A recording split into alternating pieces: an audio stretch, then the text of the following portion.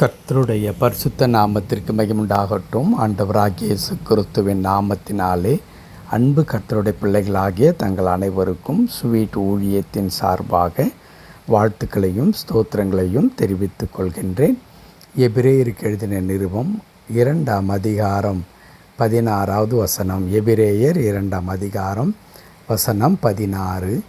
ஆதலால் அவர் தேவதூதருக்கு உதவியாக கை கொடாமல் ஆபிரகாமின் சந்ததிக்கு உதவியாக கை கொடுத்தார்.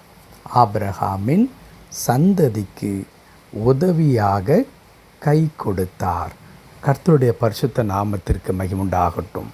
என் அன்பு கடவுளுடைய பிள்ளைகளே, ஆண்டவராகிய இயேசு கிறிஸ்துடைய பிறப்பு, அவருடைய மரணத்தின் மூலமாய் மனுக்குலத்திற்கு உண்டான ரட்சிப்பை குறித்து இங்கே எபிரேயருக்கு எழுதின அது ஆக்கியோன் மிக அழகாக விளக்கி கொடுத்து கொண்டு வருகின்றார். இயேசு கிறிஸ்துவனுடைய மரணத்தின் மூலமாக நமக்கு கிடைக்கப்பட்டதான ரட்சிப்பு எத்தனை அருமையானது என்பதை அவர் சொல்லி வரும்பொழுது, குறிப்பாக 14வது வசனத்தில் இப்படி சொல்லுகிறார். பிள்ளைகள் மாம்சத்தையும் இரத்தத்தையும் உடையவராக இருக்க அவரும் அவர்களைப் போலவே மாம்சத்தையும் இரத்தத்தையும் உடையவரானார். ஆம் அன்பு கடவுளுடைய பிள்ளைகளே, ஆண்டவராகிய இயேசு கிறிஸ்து நம்மை தேடி வந்தார், நம்மை போலவே வந்தார்.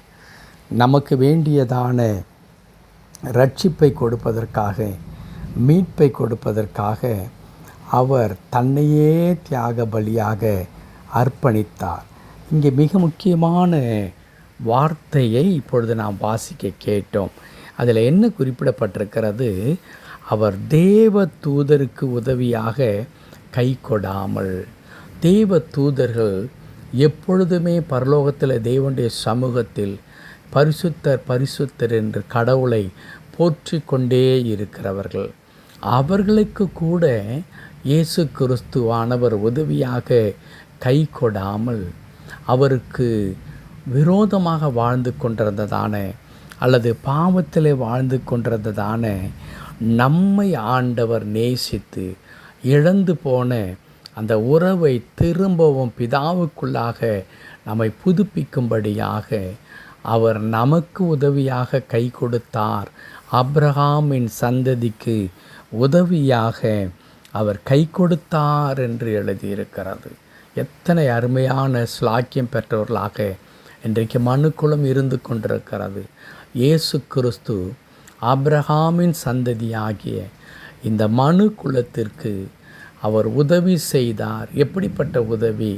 தன்னுடைய சொந்த உயிரை தியாகம் செய்து அவர் இரத்தம் சிந்தி அந்த இரத்தத்தின் மூலமாக பாவ மன்னிப்பாகிய மீட்பை நமக்கு கொடுத்து இன்றைக்கு நாம் தேவனுடைய பிள்ளைகள் எனவும் தேவனிடத்திலிருந்து எல்லா ஆசீர்வாதத்தை பெற்றுக்கொள்ளவும் தேவன் நமக்கு என்று வைத்திருக்கிற சகல விதமான நன்மைகளையும் நம்முடைய வாழ்க்கையில் பெற்றுக்கொள்ளவும் கடவுள் நமக்கு கிருபை செய்திருக்கின்றார். அதை தான் அந்த வசனத்தை முடிக்கும் பொழுது அழகான வார்த்தையினாலே அந்த வசனம் முடிகிறது. அந்த வசனத்தை அல்லது அந்த வார்த்தையை வாசிக்கும் பொழுது எனக்கு ஒரு மிகுந்த மகிழ்ச்சி. என்ன வார்த்தை? அவர் ஆபிரகாமின் சந்ததிக்கு உதவியாக கை கொடுத்தார். இன்றைக்கு யாராகிலும் நமக்கு கை கொடுக்க மாட்டார்களா? யாராகிலும் நம்மை தூக்கிவிட மாட்டார்களா? யாராகிலும் நமக்கு உதவி செய்ய மாட்டார்களா? என் வாழ்க்கை இந்த நிலையில் இருக்கின்றது. என் காரியங்களெல்லாம் இப்படி கேள்விக்குறியாக இருக்கிறது. பலவிதமான தேவைகள் என்னை சூழ்ந்து கொண்டிருக்கும் பொழுது யாரிடத்தில் உதவி கேட்பது என்று தெரியவில்லை. யார் வந்து என் கையை பிடித்து கொண்டு அல்லது என்னை தட்டி கொடுத்து நாங்கள் இருக்கிறோம், நீ ஏன் பயப்படுகிறாய் என்று சொல்லுவதற்கென்று யாருமே இல்லை என்று நம்முடைய கண்கள் பிறர் யாராகிலும் உதவி செய்ய மாட்டார்களா என்று தேடிக்கொண்டிருக்கிறதல்லவா? அன்பு கடவுளுடைய பிள்ளைகளே, நம்முடைய பட்சமாய் ஒரு உதவிக்கரம் வந்தது. அந்த உதவிக்கரம் வேறு எங்கும் இருந்து வரவில்லை, பரலோகத்திலே இருந்து இயேசு என்ற திருப்பெயரில் இறங்கி வந்தது. அன்றைக்கு வந்த அந்த இயேசுவின் வருகை இன்று நம்முடைய உள்ளத்தில் ஆண்டு கொண்டிருக்கிறபடினால், இன்றைக்கு உள்ளத்தில் அவர் தங்கி இருக்கிறபடினால் பரிசுத்த ஆவியானவராக அவருடைய உதவி செய்யும் கரம் இன்றளவும் நம்மை வழி நடத்தி கொண்டே இருக்கிறது. அன்பு கடவுளுடைய பிள்ளைகளே, இந்த மாதத்தினுடைய கடைசி நாளில் நாம் நிற்கின்றோம். இந்த மாதத்தை நாம் கடந்து வந்தது கூட எப்படி கடந்து வந்தோம், யாரால் கடந்து வந்தோம், எதை கொண்டு கடந்து வந்தோம்? ஒன்றுமே இல்லை. நமக்கு உதவியாக இறங்கி வந்த அந்த கை நம்மை வழி நடத்தினது, இன்னும் வழி நடத்தி கொண்டிருக்கிறது. இனிமேலும் அந்த கரம் நம்மை நடத்துவதற்கு அது போதுமானதாக இருக்கிறது. ஆகவே என் அன்பு கடவுளுடைய பிள்ளைகளே, இந்த கடைசி நாளாகி இந்த மாதத்தின் நிற்கின்ற நீங்களும் நானும் ஆண்டவருக்கு நன்றி செலுத்துவோம். ஏனென்றால் அந்த கரம்தான் தொடர்ந்து வரவிருக்கிறதான புதிய மாதத்தில் மாத்திரமல்ல, நம்முடைய இறுதி மூச்சு வரையிலும் அது நடத்த போகிறது. அது பராக்கிரம் நிறைந்த கரம் மாத்திரமல்ல, கருணை நிறைந்த கரமாக இருக்கிறது, அரவணைக்கிற கரமாக இருக்கிறது. எல்லாவற்றுக்கு மேலாக உங்களுக்காகவும் எனக்காகவும் காயப்பட்ட கரமாக இருக்கிறது. அந்த காயத்தில் இருந்து வடிகின்ற இரத்தமும் செந்நீரும் ஒரு மனிதனுடைய சரீரத்திலிருந்து இயல்பாக வருகின்ற இரத்தம் செந்நீர் அல்ல, அது அன்பு இரக்கம் என்கிறதான பிரவாகம்.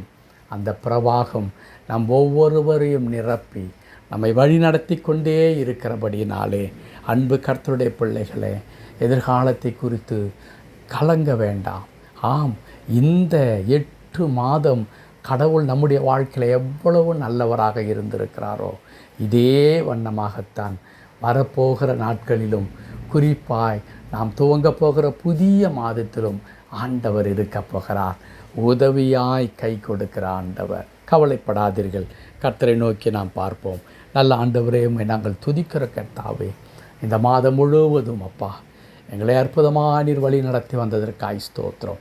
ஆம், நீர் தெய்வ தூதரு கை கொடாமல் ஆபிரகாமின் சந்ததியாகிய ஆபிரகாமின் மூலமாய் முன்கரிக்கப்பட்டவர்களாகிய எங்களுக்கு நீர் உதவியாய் கை கொடுத்து அந்த நரகம் என்கிறதானே, பாவம் என்கிறதானே பாதாளத்திலிருந்து எங்களை தூக்கி எடுத்தபடியினால் மாத்திரமல்ல, தொடர்ந்து அந்த காரம் எங்களை வழி நடத்தி கொண்டிருக்கிறதற்காகவும் எங்களுடைய எல்லா தேவைகளை சந்திக்கிறதற்காகவும் நாங்கள் உமக்கு நன்றி செலுத்துகிறோம்.